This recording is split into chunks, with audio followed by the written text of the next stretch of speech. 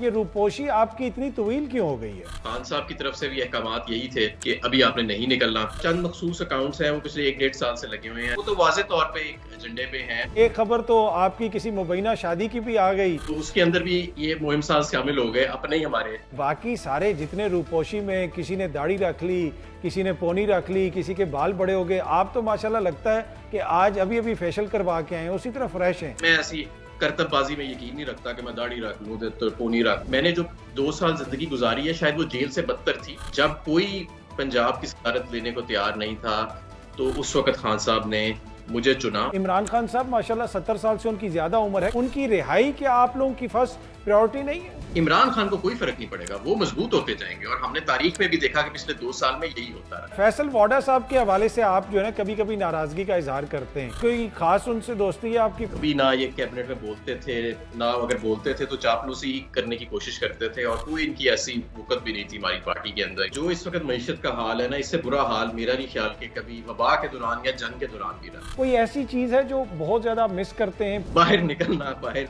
आम लोगों के अंदर मिलना जुलना, अपने बच्चों के साथ कहीं जाके खेलना। कहीं ना कहीं एहतजाज में आपकी जमात पंजाब में लैग कर रही, उसकी वजह है ना, उसकी वजह यह है कि मार्शल प्लस जो है वो पंजाब में लगा हुआ है ना बाकी सूबों की बनिस्बत। अगर पंजाब में पॉपुलर हुकूमत इसी तरह चलती रही तो आप लोगों की तो सियासत बैठ जाएगी। फोटोशूट और करतबबाजी जो है ना वो पॉपुलैरिटी नहीं होती। इस सारे अरसे में आपको कोई ऑफर वगैरह भी हुई? ऑफर तो नहीं हुई, धमकियां काफी आई थी। आलिया हमजा मलिक साहिबा की परफॉर्मेंस को आप कैसे देख रहे हैं? बहुत अच्छी है, उन्होंने खुद कुर्बानी भी बड़ी दी है, जेल काटी है। किस किस्म की डील्स खान साहब को ऑफर की जाती है? इमरान खान साहब डील की नहीं, इमरान खान साहब अवाम की हकमियत की तहरीक चला रहे हैं। मुझे पाकिस्तान पीपल्स पार्टी, उन्होंने बड़े उहदे ऑफर किए थे, मैंने इनकार कर दिया। सिर्फ और सिर्फ सियासत में आने की मेरी एक वजह थी, वो इमरान खान थी। लगता है कि खान साहब बाहर आ जाएंगे? मेरा ख्याल है खान साहब बाहर आने वाले हैं और अगर इस्टेब्लिशमेंट ने अपनी जिदबाजी जारी रखी, पाकिस्तान में वो तमाम हालात बन चुके हैं एक मास अपराइजिंग के, जिसको फिर कोई शख्स कंट्रोल नहीं कर सकता। ये वो इमरान खान है, ये वो शख्स है जो इस पे आज इन्होंने जुल्म के पहाड़ तोड़े हुए हैं।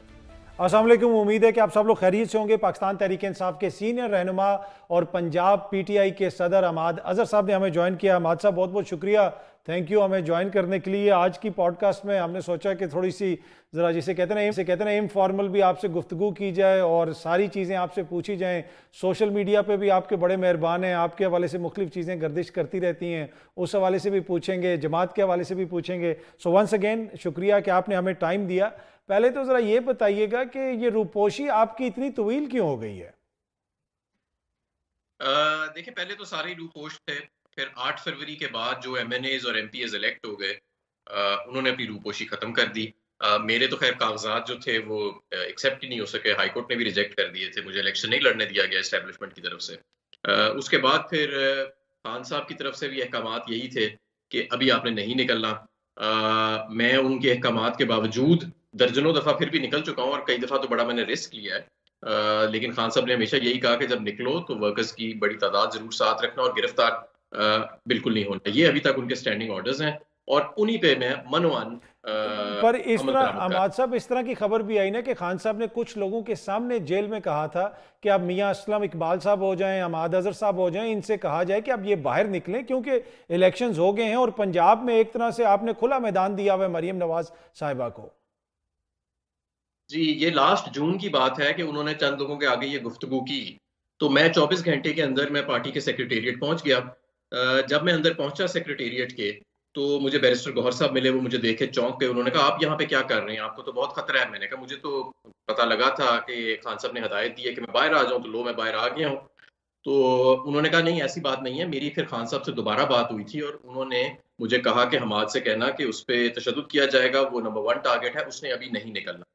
तो उन्होंने कहा, आप फौरन यहाँ से चले जाएं, खान साहब की है। उसके बाद फिर अगले ही महीने, उसके 2 महीने बाद ही उमर अयूब साहब और शिबली फराज साहब की मुलाकात हुई।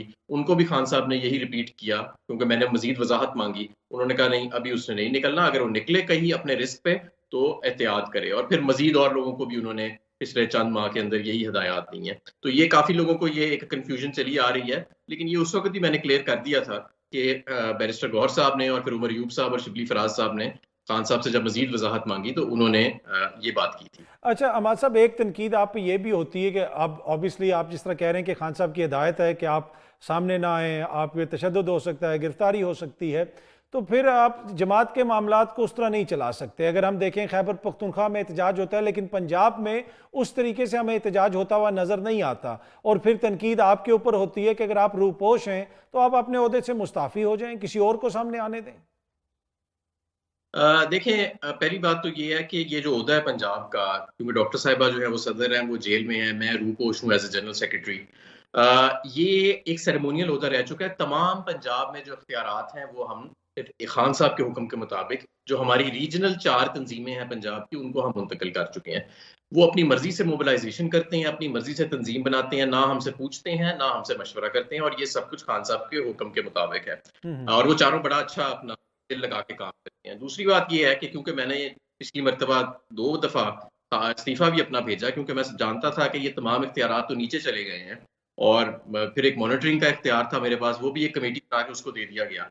तो मैंने तो 2 मरतबा इस्तीफ़ा दिया, और खान साहब से वज़ाहत भी मांगी कि भाई मेरा अब रोल कोई रह नहीं गया पंजाब में, सारे इख्तियारात तो नीचे हैं। लेकिन खान साहब ने यही कहा कि नहीं, अबाद से कहो कि उसने अपने इस ओहदे के ऊपर, एक्टिंग सदर के ऊपर और जनरल सेक्रेटरी के ऊपर काम करते रहना है। वो रूपोश होकर पार्टी के लिए काम करे, वो ट्विटर को इस्तेमाल करे, सोशल मीडिया को इस्तेमाल करे, लेकिन अभी गिरफ्तार नहीं होना, और उसने अपने फराइज भी सर अंजाम दे। अच्छा, अब ये किसी को पसंद आए बात, खान साहब का फैसला, या ना पसंद आए, कोई इसको ठीक समझे या ना समझे, मैं तो खान साहब के फैसले पे ही मनोवान अमल दरामद करूंगा। अच्छा, ट्विटर की आपने बात की, ट्विटर को देख लें, सोशल मीडिया को देख लें, तो वहां पे कुछ अकाउंट्स हैं जो बज़ाहिर तो आपकी जमात के अपने अकाउंट ही लगते हैं, तो उनकी तरफ से भी आपके ऊपर तनकीद हो रही होती है, जिसका मतलब है कि जमात के अंदर से भी आपके ऊपर तनकीद हो रही है इन सारे मामलात पे। देखिए, वो चंद मखसूस अकाउंट्स हैं, वो पिछले 1 डेढ़ साल से लगे हुए हैं। जब मैं नहीं निकलता था तो वो कहते थे कि नहीं निकलता, हालांकि खान साहब के हुक्म थे। जब मैं निकलना शुरू हो गया, दर्जनों दफा मैं निकला हूँ, तकरीबन हर प्रोटेस्ट पे और हर उस पर मैं पहुंच ही जाता हूँ अपने रिस्क पे। तो तब वो कहते हैं ये पकड़ा नहीं जाता, ये मिला होगा। अगर मैं किसी दिन गिरफ्तार हो गया तो वो कहेंगे ये गिरफ्तारी भी इसकी फ्रेंडली थी। कोई मैं बयान देता हूँ तो उसका एक हिस्सा उठा के तोड़ मरोड़ के वो पेश करते हैं, तो वो तो वाज़ेह तौर पे एक एजेंडे पे हैं।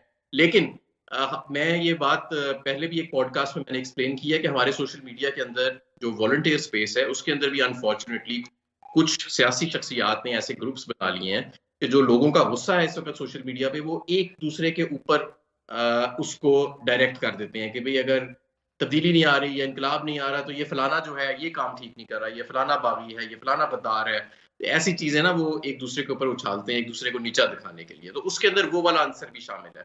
बट ये कोई इतना बड़ा इशू नहीं है, मेरा ख्याल है ये सब तकरीबन अकाउंट्स और ये सब लोग जो है जो इस तरह की बुनियादी तौर पे आप ये कह रहे हैं माद साहब कि आपके खिलाफ भी जो इस तरह की चीज सामने आती है तो उसमें आपके ही अपनी जमात के कुछ मेहरबानों का हिस्सा होता है, आप ये कह रहे हैं? मैं सिर्फ ये कह रहा हूँ कि आप किसी भी सोशल मीडिया के एक्टिव वर्कर से पूछ लें तो वो आपको एक कागज के ऊपर 2 मिनट के अंदर जो चेदा चेदा कुछ अकाउंट्स हैं उनकी तफसील बता देगा कि किसका कौन से सियासी शख्सियत के साथ लिंक है, कौन किसको उठाता है और किसको गिराता है और किसको टारगेट करता है और किसके खिलाफ मुहिम साजी होती है। ये बच्चे बच्चे को पता है इस वक्त, जो लोग ट्विटर पे एक्टिव हैं। तो इसमें कोई इतनी रॉकेट साइंस नहीं है, मतलब ये तो इट्स एन ओपन सीक्रेट। लेकिन उसके बावजूद भी क्योंकि गुस्सा तो है लोगों में, और वो गुस्सा कभी कभी कुछ लोग इस्तेमाल कर जाते हैं हमारी जमात के अंदर ही, एक दूसरे के ऊपर अपने छोटे छोटे सोशल मीडिया अकाउंट्स बना के एक दूसरे की कैरेक्टर असैसिनेशंस और एक दूसरे पर सवाल उठाने लग जाते हैं, जो मैं समझता हूँ काफी एक इमेच्योर हरकत है। लेकिन अच्छी बात यह है कि अब ये चीज भी इतनी ओवरडू हो चुकी है और इतने अरसे से हो रही है कि वो सारी चीजें भी एक्सपोज हो चुकी हैं।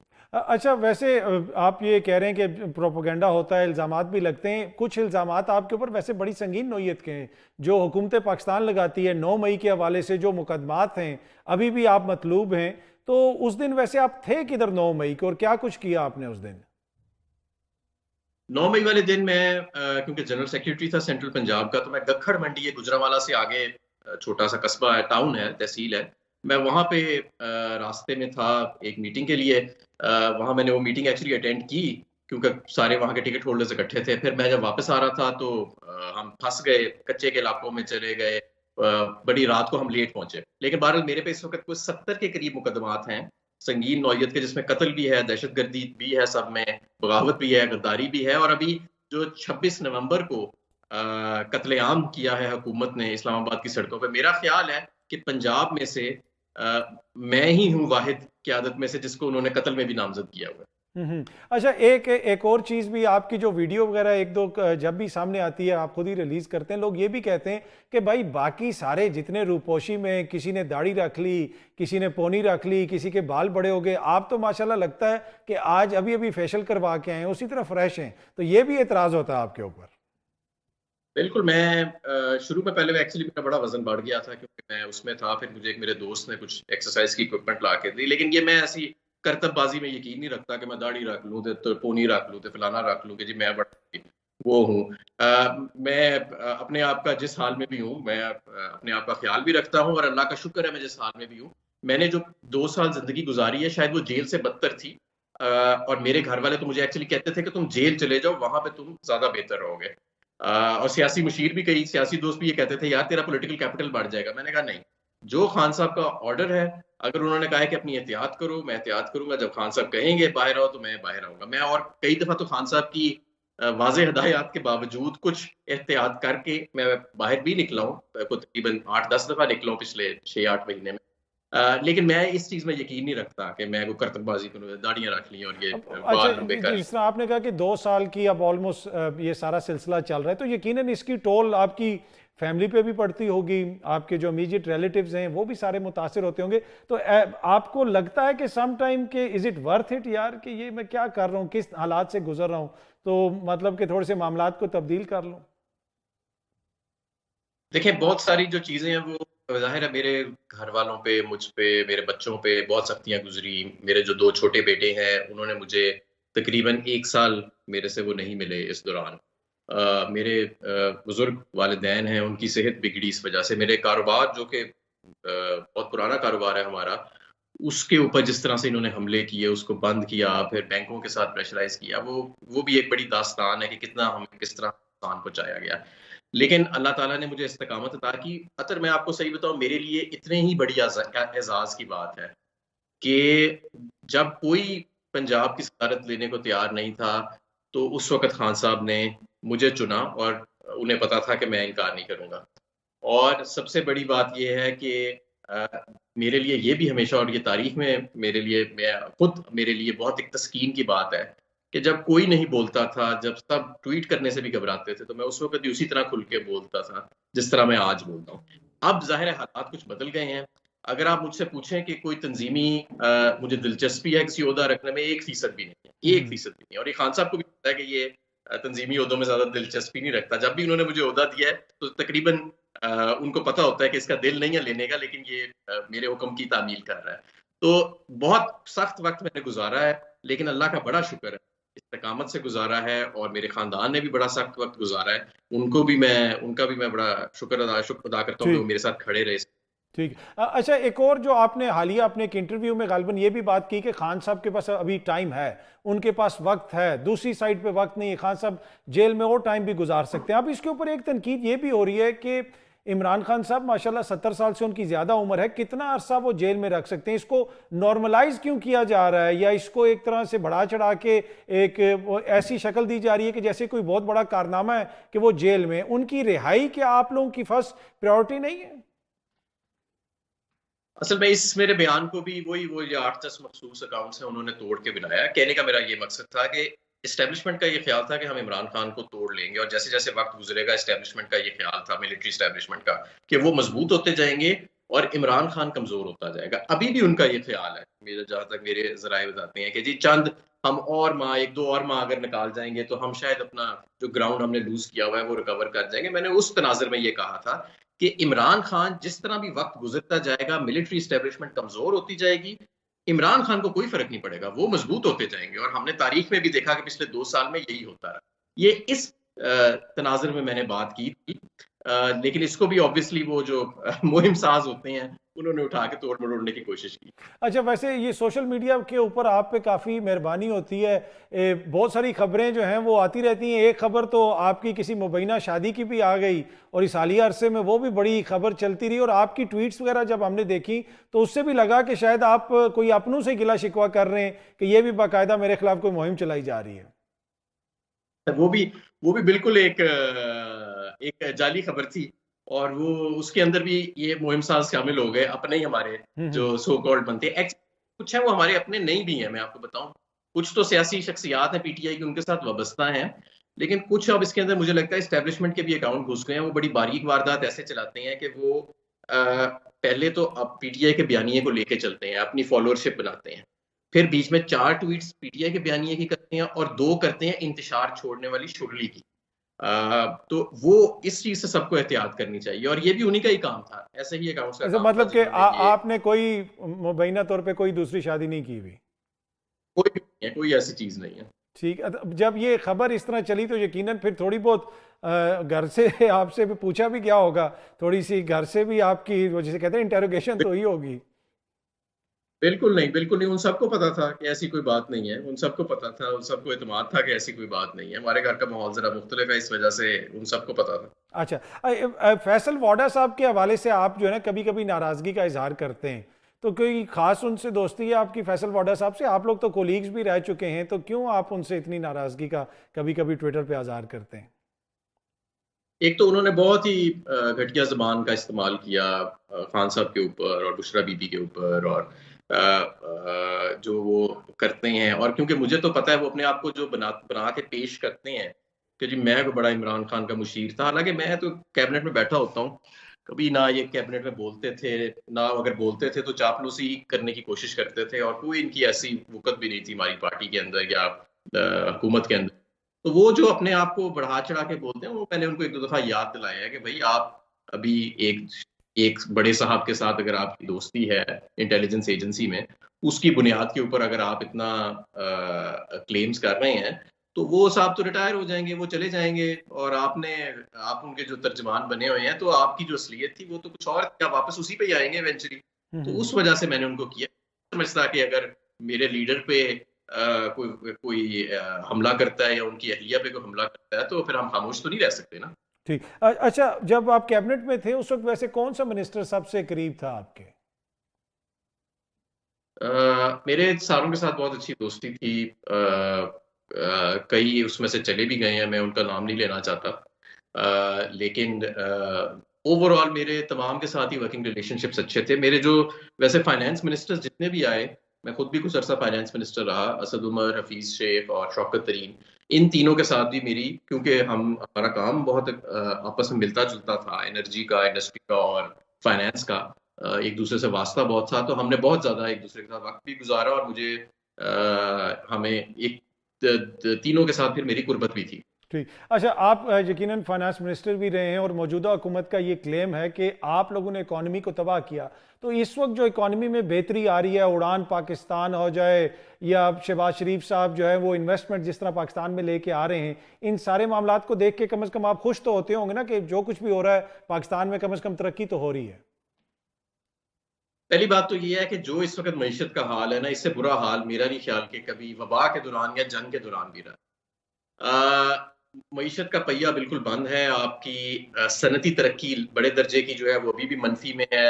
ज़राअत का हाल आप किसान से जाके पूछ लें कि किस तरह उनको तबाह किया गया, गलत टाइम पे एक्सपोर्ट और गलत टाइम पे इम्पोर्ट करके। इसी तरह बिजली के नर्क आप देख लें, जब बिजली के नर्क ही इतने चले जाएंगे तो इंडस्ट्री कैसे चलेगी, सनत कैसे चलेगी?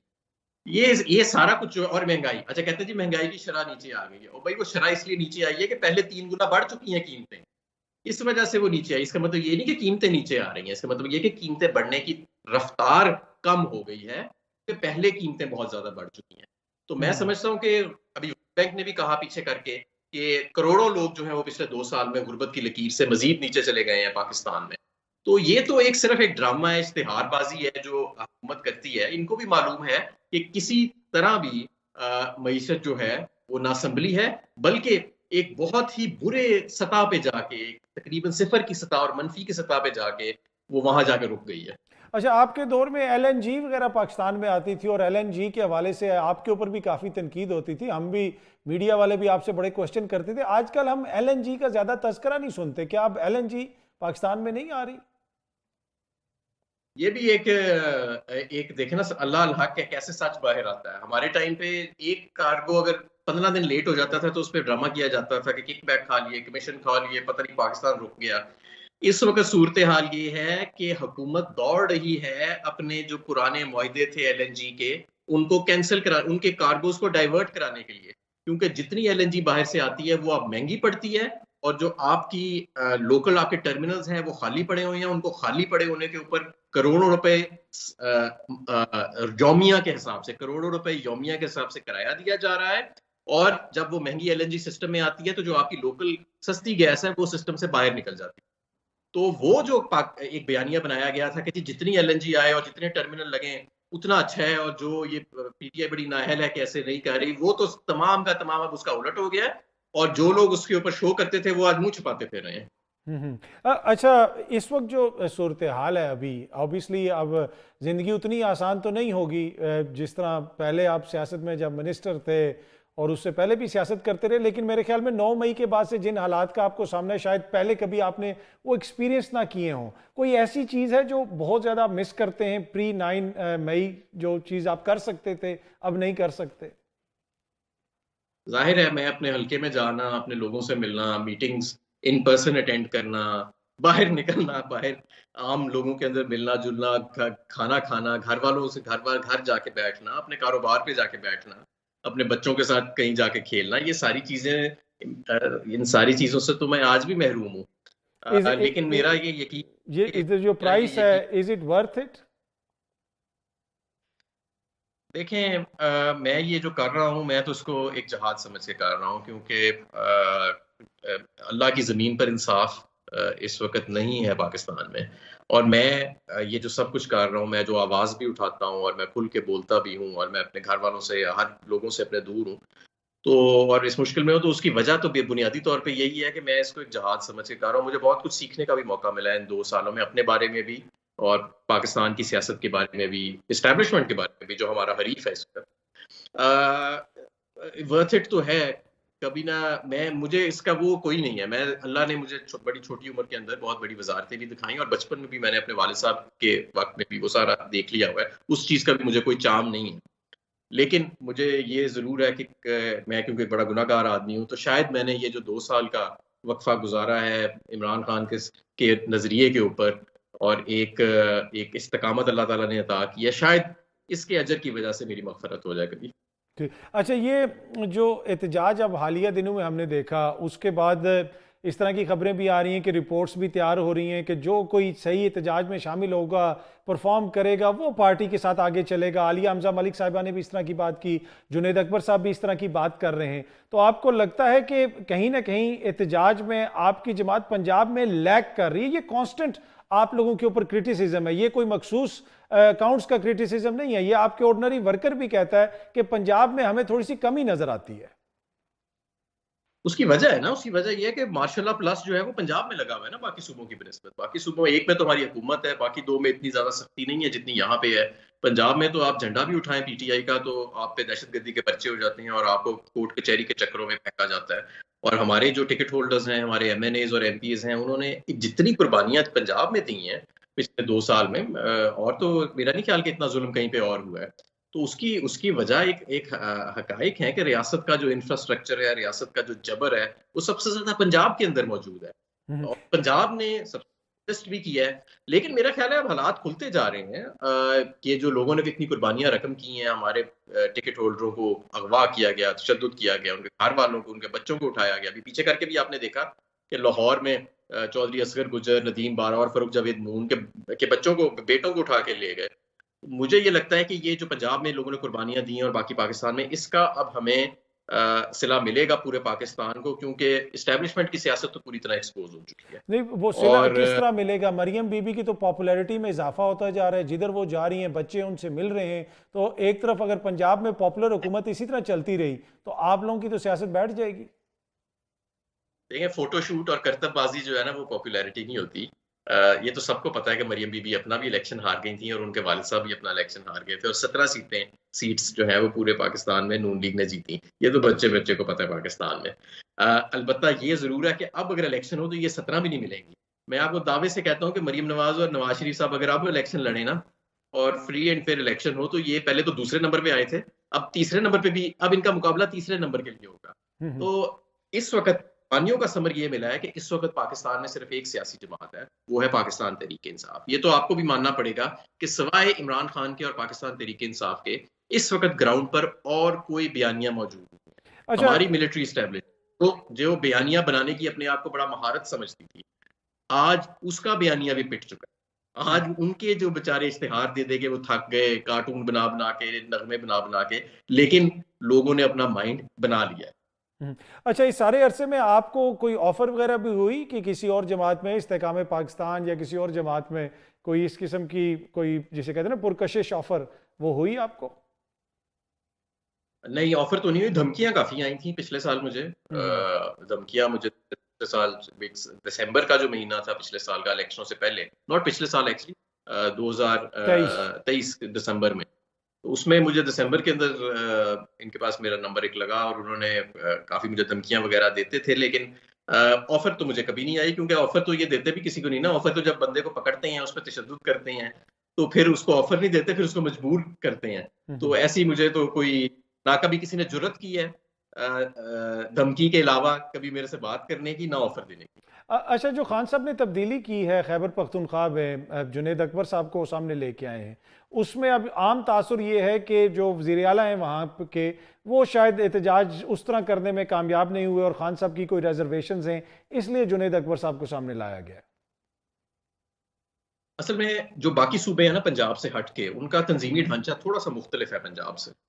सिंध में, बलूचिस्तान में और खैबर पख्तूनख्वा में जो सूबे का सदर होता है वो और जनरल सेक्रेटरी होता है, वो बा इख्तियार हैं और पूरा सूबा चलाते हैं। पंजाब में सूरत हाल ऐसे है कि क्योंकि मैं और डॉक्टर साहिबा इस वक्त मौजूद नहीं ग्राउंड पे, तो तमाम इख्तियारात हमारे पिछले 8-10 महीने से नीचे रीजन्स को मुंतकिल किए गए हैं। जाहिर है कि अगर केपीके के अंदर इतनी अहम पोजीशन है सदारत की, क्योंकि वहां पे तो सदर का ओहदा पूरा बा इख्तियार है ना, वहां पे रीजन्स को नीचे डेलीगेट अथॉरिटी, तो सीएम जो है वो उसके साथ जस्टिस नहीं कर सकता। ये तो पहले से एक हकीकत है और मेरी पहले से भी ये राय थी कि वहां पे चीफ मिनिस्टर जो है वो खैबर पख्तूनख्वा की वजारत है या किसी भी और सूबे का जो चीफ मिनिस्टर है वो नहीं कर सकता, क्योंकि वो नीचे उनके पास उन्होंने इख्तियारात डेलीगेट नहीं किए हुए, इख्तियारात ऊपर ही और जिम्मेदारी फिर ऊपर ही आती है। तो इसलिए मेरा ख्याल है कि वो एक फुल टाइम जो सदर है उसको वहां पे अपॉइंट किया गया। और आलिया हमजा मलिक साहिबा की परफॉर्मेंस को आप कैसे देख रहे हैं जब से वो पंजाब में उनको जिम्मेदारी दी गई है? बहुत अच्छी है, वो बाहर निकल रही हैं, उनको एडवांटेज है कि वो ग्राउंड पे मौजूद हैं, उनको ये भी एडवांटेज है कि वो उनके पास खान साहब का एक्सेस है और वो उनसे जाके उनको रिपोर्टिंग कर सकती हैं डायरेक्टली, तो इससे बड़ा फ़र्क पड़ता है अगर आपका एक्सेस हो। तो मेरा ख्याल है, और वो बड़ी मेहनती खातून है, मेरे साथ तो पार्लियामेंट्री सेक्रेटरी रही हैं मेरी 2 वजारतों के अंदर, मैंने उनको खुद काम करते देखा है, उन्होंने खुद कुर्बानी भी बड़ी दी है, जेल काटी है, तो मेरी तो पूरी हमायत उनको हासिल है। और अगर हम पंजाब में देखें, यास्मीन राशिद साहिबा तो जेल में हैं, आप भी रूपोश हैं, मियाँ असलम इकबाल साहब ने ऑल्दो इलेक्शन लड़ा और एक दफ़ा तो उनका नाम बतौर अपोजिशन लीडर भी सामने आ रहा था, लेकिन वो भी अभी तक सामने नहीं आ रहे, वो भी अभी तक रूपोश हैं। उन्होंने भी अपने फ़राइज़ सर अंजाम दिए हैं, वो 8-10 माह पार्लियामेंट्री लीडर रहे हैं पंजाब असेंबली में, और ज़ाहिर है उनकी भी कोई मुश्किलात होंगी जिसकी वजह से वो रूपोश हैं, उनके लिए भी खान साहब की हदायत होंगी, वो उसका बेहतर वही जवाब दे सकते हैं। अच्छा, ये खान साहब को जो डील की बात की जाती है, कभी आप तक कोई बात पहुंची, किसी कोलीग ने कुछ शेयर किया कि किस किस्म की डील्स खान साहब को ऑफर की जाती हैं? वो डील्स तो ऐसी होती हैं ना कि जी आप बनी गला, जो मुझे इल्म है, मैं क्योंकि बराह रास्त तो इन नेगोशिएशंस का हिस्सा नहीं हूँ, लेकिन वो तो जो मुझे पता, ऐसी डील्स थी ना कि जाके बनी गाला शिफ्ट हो जाए या खैबर पख्तूनख्वा शिफ्ट हो जाए, वहां नजरबंदी गुजार लें, तो ऐसे थोड़ी हो सकता है। इमरान खान इतना बड़ा लीडर है और इमरान खान का इस वक्त जो वकार और स्टेचर और पॉपुलैरिटी है, इमरान खान जो है वो उसी के गिर्द इस वक्त वही महवर है पाकिस्तान की सियासत का और पाकिस्तान की अवाम का। तो आप वो कभी ऐसी डील करेगा? ये तो ऐसे बच्चों वाली बातें हैं। वो इस वक्त इमरान खान साहब डील की नहीं, इमरान खान साहब अवाम की हकमियत की तहरीक चला रहे हैं। इन अच्छा, दोनों चीजों में बड़ा फर्क।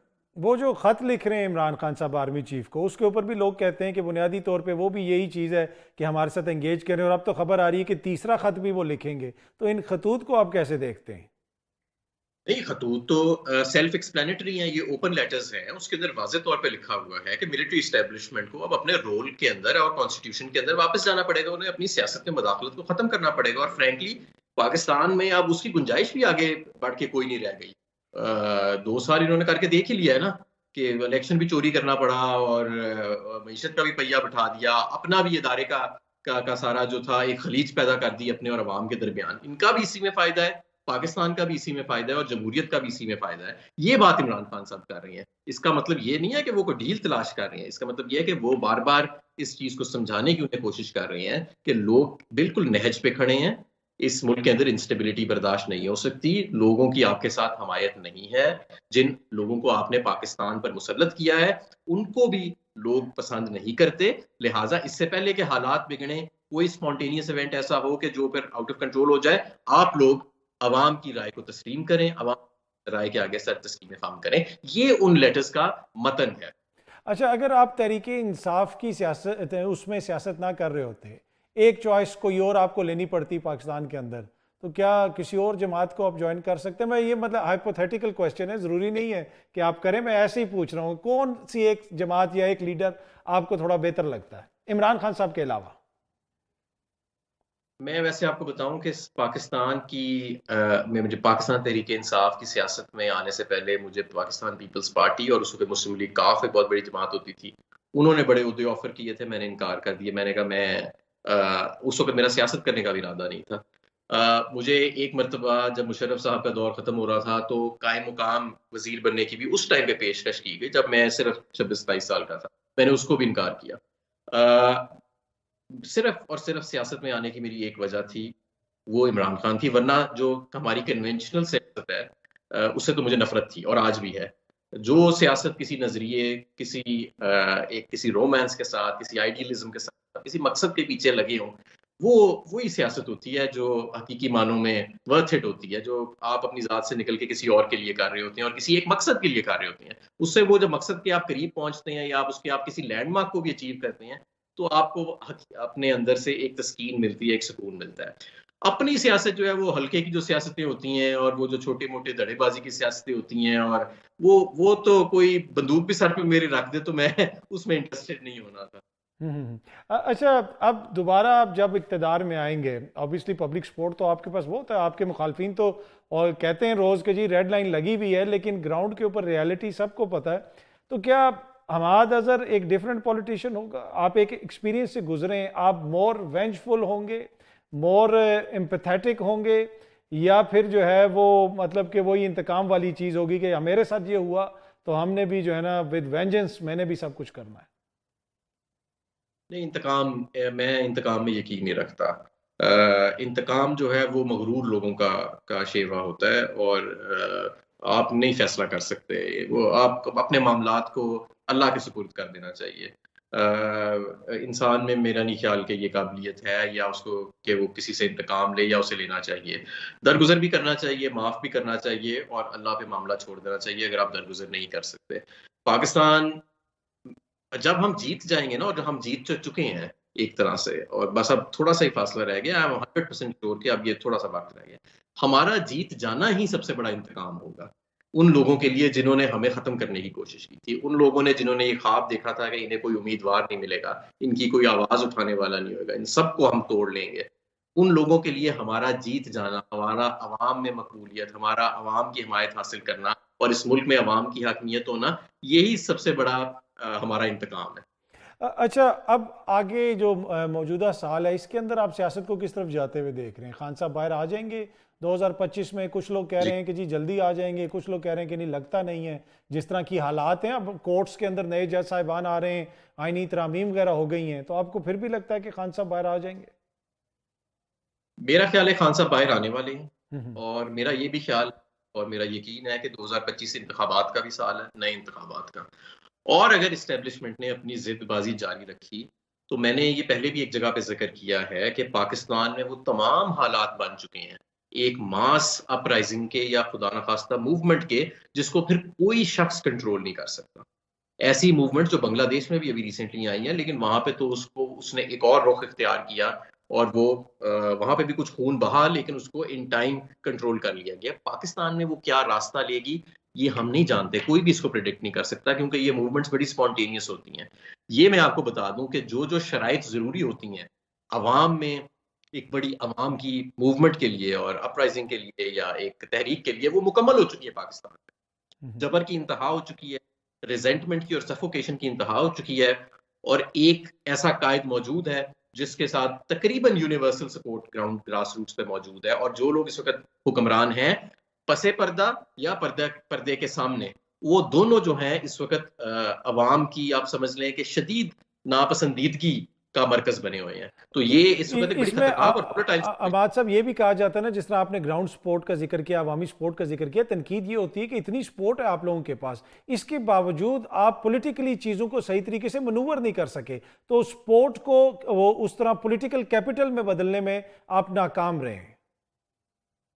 मेरा ख्याल है कि जो हमने सफर तय किया पिछले 2 साल में, कोई और सियासी जमात ये सफर तय नहीं कर सकती थी इतने कम अरसे के अंदर, और किसी और सियासी जमात की पाकिस्तान की तारीख में शायद इतनी कुर्बानियां देने की तारीख ना हो। हाँ, ये जरूर है कि आप जो बात कर रहे हैं, खान साहब खून खराबा नहीं चाहते। खान साहब हमेशा खून खराबे के खिलाफ है। मुझे याद है एक मरतबा बाहर एहतजाज हो रहा था, मैं और खान साहब, मुझे खान साहब ने ज़मान पार्क में बुलाया, तो मैं वहाँ गया। खान साहब ने पूछा कि क्या सूरत हाल है। मैंने कहा खान साहब इस वक्त सूरत हाल ये है कि हमें एहतजाज मौखर कर देना चाहिए, क्योंकि हमारे लोगों का खून बहना शुरू हो चुका है और कुछ दूसरी तरफ का भी खून बहना शुरू हो चुका है। वहां पे लोग, एक दो लोग बैठे हुए थे, मैं उनका नाम नहीं लूंगा, उन्होंने उसकी मुखालफत की। उन्होंने कहा नहीं नहीं खान साहब, ये चलने दें, ये चलने दें, ये हिस्सा।